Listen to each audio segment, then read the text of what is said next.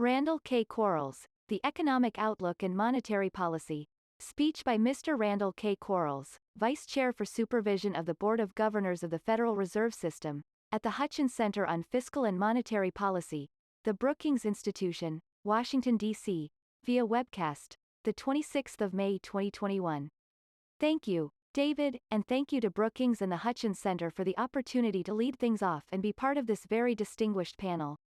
Today, I will explain why I expect the U.S. economy to continue growing strongly over the remainder of this year and what the implications of that outlook are for monetary policy.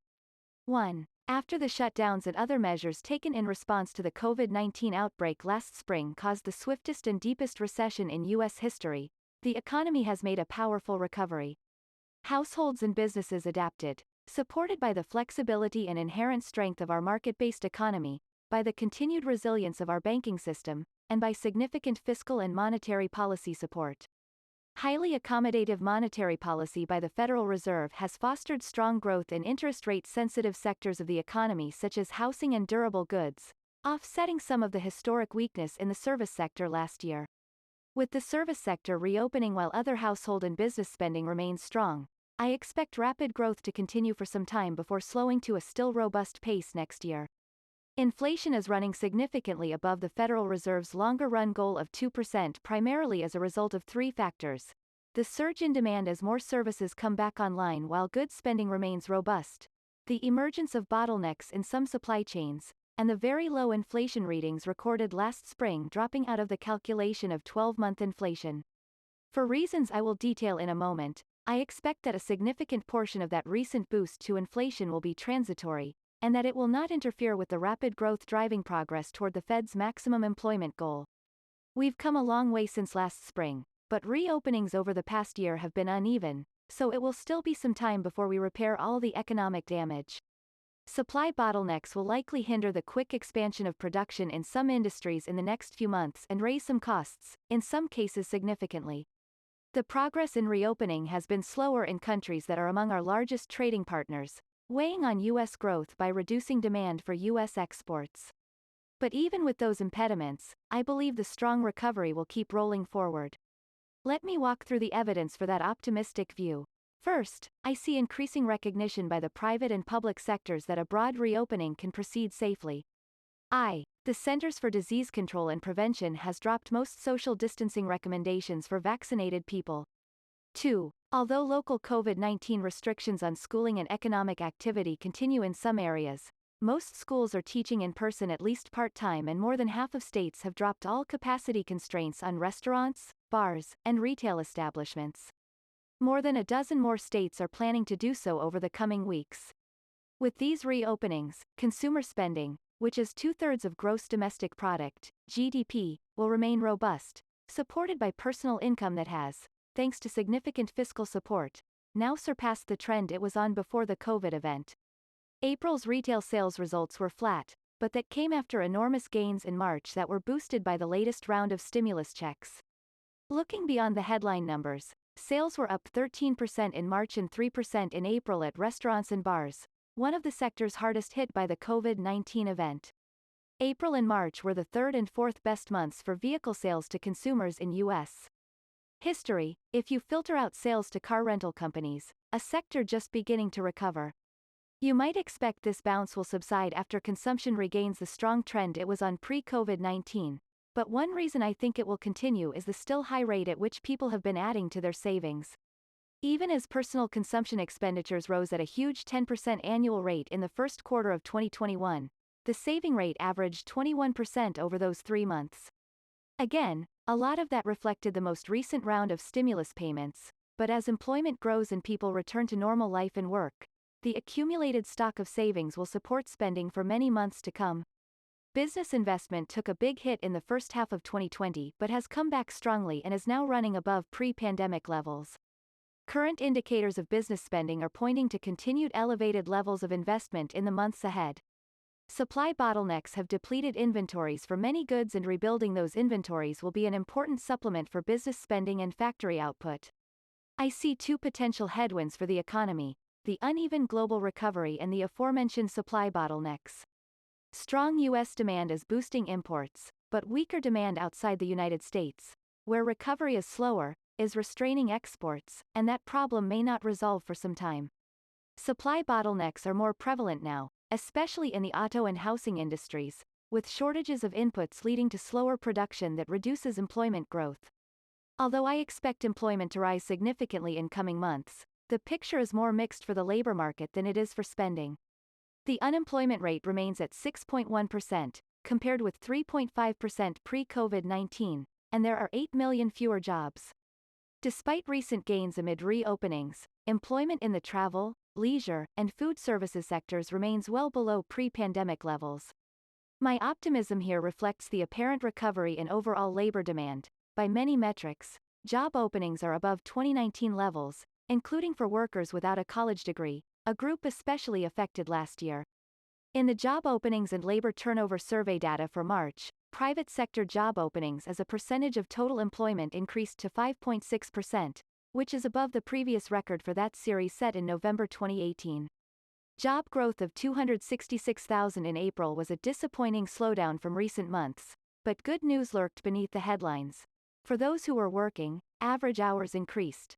The number of people working part-time because they couldn't find full-time jobs decreased significantly, and wage growth was very strong. The underlying strength in hours and wages lends support to widespread reports that worker shortages are impeding hiring. Labor force participation remains about 3.5 million people lower than before COVID-19. Among the many factors driving this shortage, as indicated by the Federal Reserve's report Economic Well-Being of U.S. Households in 2020, is parents who need to care for their children because of remote school and aftercare. 3. We have also seen a wave of retirements by older workers in the past year. And, although the evidence is mixed, we have received plenty of anecdotal reports about the influence of generous unemployment benefits and large cash payments on the willingness of workers to return to work. But those benefits are slated to expire over the summer, and I hope that a fuller reopening of schools in the fall will ease the pressure on parents. The spike in retirements may well moderate in a stronger economy, as we saw in the year or two before the pandemic.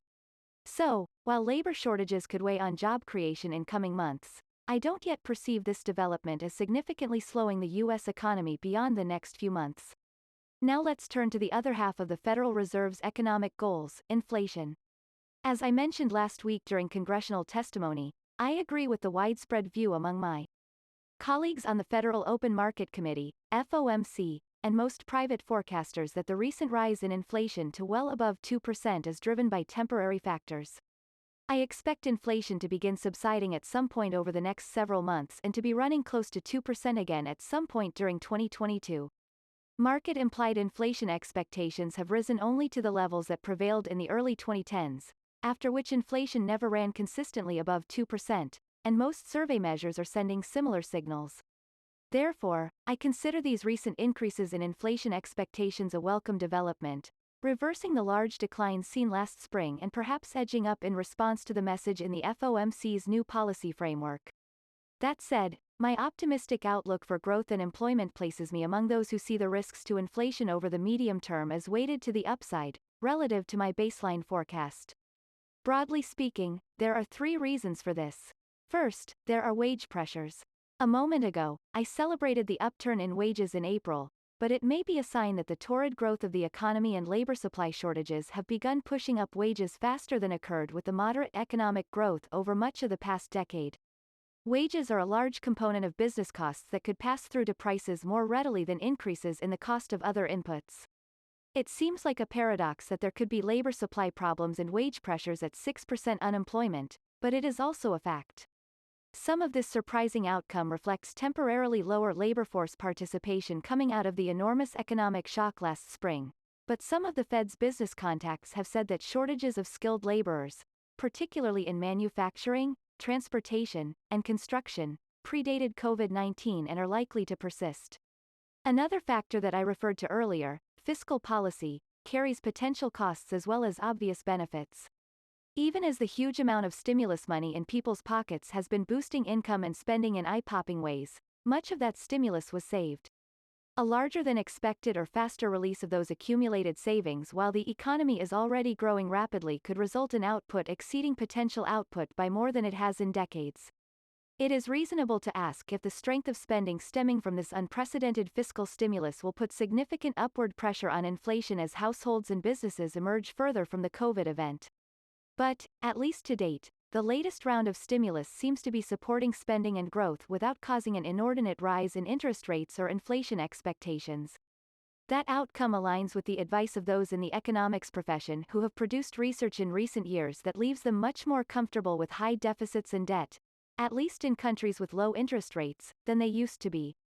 4. In 2006, when I was serving as Undersecretary of the Treasury, we were subject to harsh criticism for running a deficit of not quite $250 billion, with total debt held by the public at 35% of GDP. 5. By contrast, in 2021, the deficit is currently projected to be $3.4 trillion, and total debt held by the public at the end of fiscal year 2020 was 100% of GDP.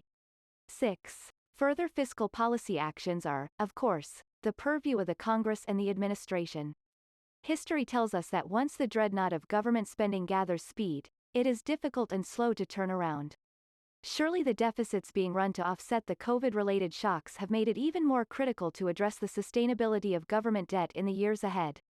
And, finally, recent monthly readings on import prices, producer prices, and consumer prices have all come in above consensus expectations.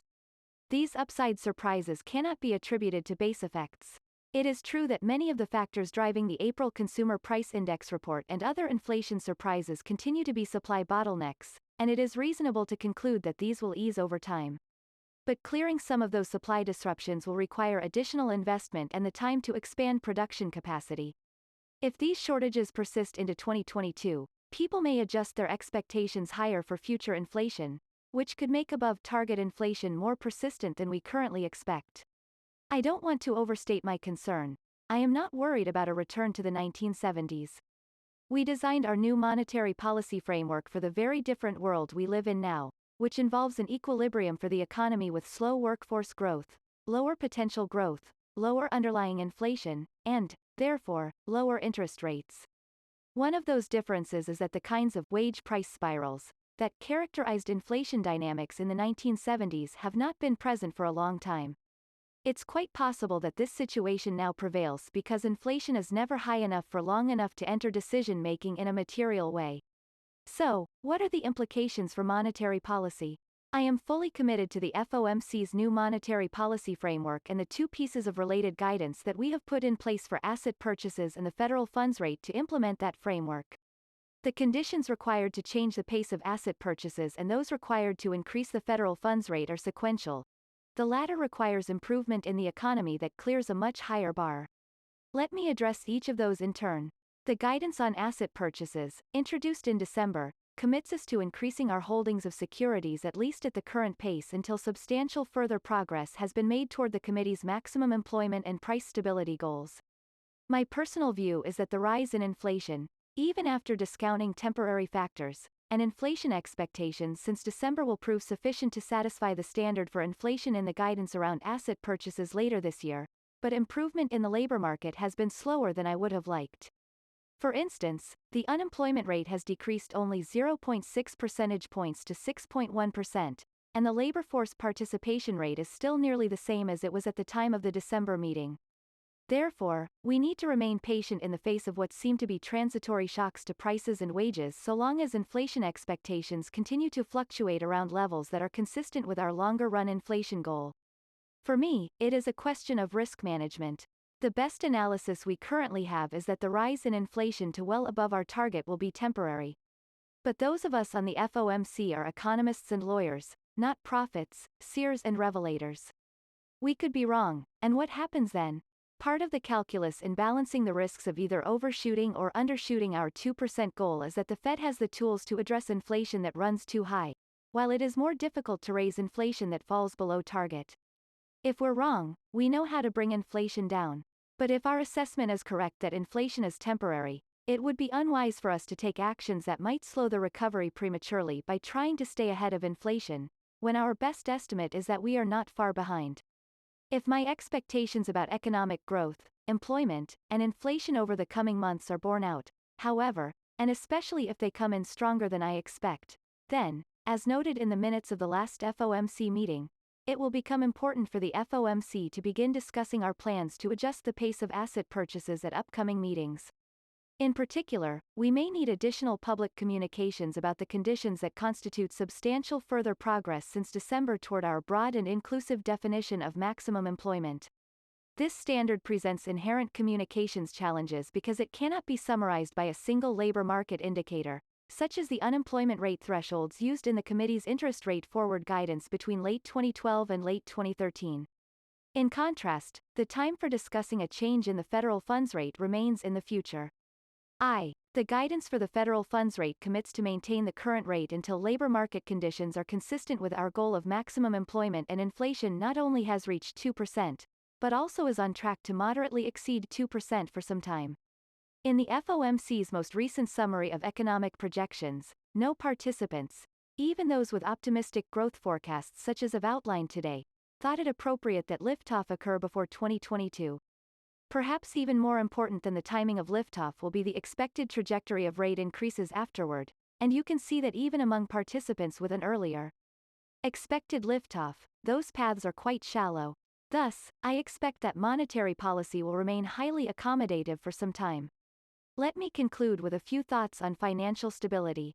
As the Fed's most recent financial stability report notes, the bright outlook, ample supply of credit, and accommodative fiscal and monetary policy have pushed some asset valuations to very high levels that could be subject to sharp reversals if expectations are not met.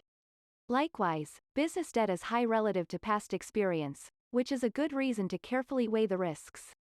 But the strong economy reassures me here.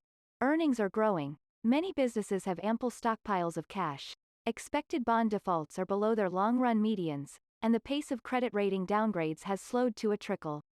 When I think about financial stability, I think most directly about resilience to shocks, and it would be hard to imagine a better test of that resilience than what occurred in the spring of 2020. Banks met extraordinary demands for credit last spring from non-financial businesses and households while simultaneously providing forbearance on millions of existing loans and building substantial loss reserves, all without significant strains to their overall health. The largest banks at the core of the financial system are better capitalized than they have been in decades, and these institutions are sitting on large amounts of highly liquid assets while relying on relatively low levels of short-term funding. The banking sector is strong. I also see a resilient household sector. Household credit is primarily owed by borrowers with prime credit scores. Rising home prices have most homeowners flush with equity, and, as I noted earlier, households are sitting on a large stock of savings. It is true that there are structural vulnerabilities in the non-bank financial sector, particularly money funds and hedge funds, and these are being scrutinized by U.S. and international authorities, including the Financial Stability Board under my chairmanship. 7. But I believe these risks are manageable, and I come down on the side of the research that concludes these and other concerns are best addressed by targeted financial regulation and supervision rather than the blunt tool of monetary policy. 8. At a crucial moment in our recovery from the COVID-19 event, the utility of using monetary policy to try to address financial stability concerns would be greatly outweighed by the costs to employment and growth. Before ending, I'd like to re-emphasize that I am quite optimistic about the path of the economy. While prices will run above our 2% target this year, I believe most of this increase will be transitory. After an exceedingly difficult year, we are poised to enter a robust and durable expansion. Thank you again for the invitation to be here today, and I look forward to our discussion.